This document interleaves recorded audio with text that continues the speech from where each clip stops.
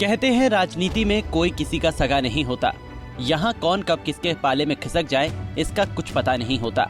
जिस तरह हवाओं का रुख लगातार बदलता रहता है, ठीक उसी तरह राजनीति में पाला बदलते रहने का दौर देखा जाता रहा है।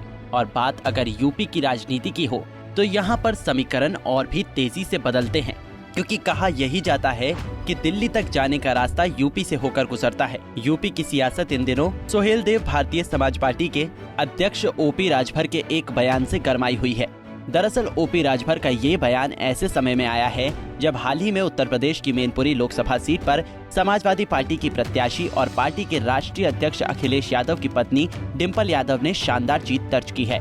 मैनपुरी लोकसभा सीट पर अपनी विरासत को बचाने के लिए अखिलेश यादव ने चाचा शिवपाल यादव से भी हाथ मिलाया। चाचा भतीजे के बीच में रही दूरियां इस चुनाव में खत्म हो गई और चुनाव के नतीजे वाले दिन शिवपाल यादव ने अपनी पार्टी प्रसपा का सपा में विलय कर दिया और इसी के साथ लंबे समय से चल रही चाचा भतीजे के बीच की दूरियां नजदीकियों में बदल गई। शिवपाल के सहारे सपा का भाजपा में होगा विलय।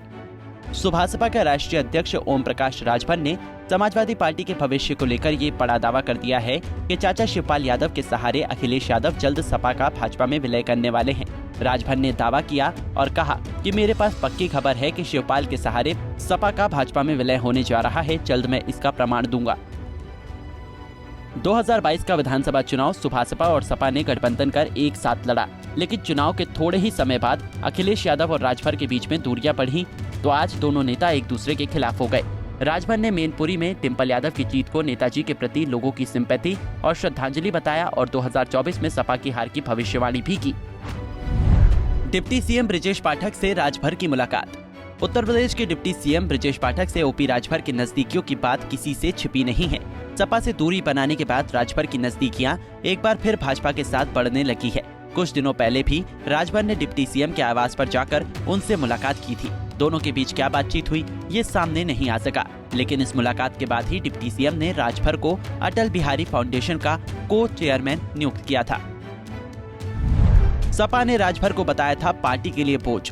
सुभासपा अध्यक्ष ओपी राजभर को समाजवादी पार्टी की ओर से बोझ बताए जाने के सवाल पर राजभर ने अपने ही अंदाज में जवाब देते हुए सपा पर हमला बोला और कहा कि 2024 का लोकसभा चुनाव आने दीजिए, उन्हें भी पता चल जाएगा राजभर क्या है। केवल 15 महीने इंतजार कर ले, समझ आ जाएगा कि क्या होगा।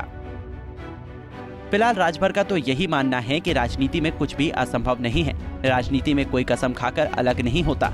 कौन जानता था कश्मीर में पीडीपी बीजेपी मिलकर सरकार चलाएंगे, लेकिन ऐसा हुआ ना। उन्होंने कहा कि अखिलेश यादव और शिवपाल यादव भी साथ आ गए हैं। चाचा भतीजे की जोड़ी कब तक साथ रहेगी ये देखने वाली बात होगी। Bureau report, Punjab Kesari TV.